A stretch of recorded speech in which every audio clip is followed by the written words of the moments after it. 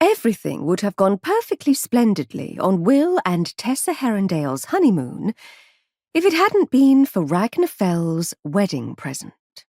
It wasn't as if they hadn't been given other odd presents. Henry had given them a squarish object with a button on top that he promised would allow them to walk through walls, but it hadn't worked yet. Gabriel had given them a lovely silver serving platter whose border was etched with a design of horrifying ducks. Ernie, the proprietor of the Devil Tavern, had given them a bottle of his homemade wine, which they hadn't gotten up the nerve to try since Will had spilled some and burned a hole in the carpet. But it was Ragnar's gift that, when unwrapped, had puzzled them the most.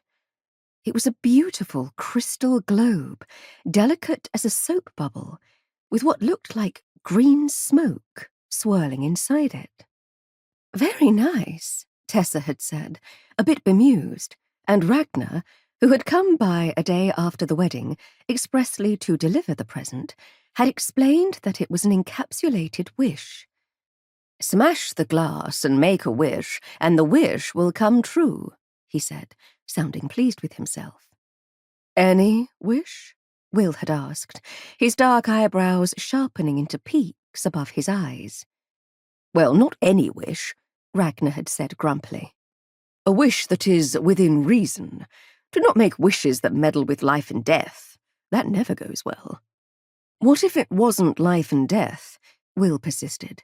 "What if it was turning a silent brother back into a Shadowhunter?" Ragnar had rubbed wearily at his left horn. He was beginning to look as if he regretted the whole idea of giving them a wedding present in the first place. "No, that is immutable magic. Only Raziel or the powers of heaven could do such a thing. Really, William, stick to small things. Wish for a new hat." Will had seemed disappointed, but not, as Tessa had feared, crushed.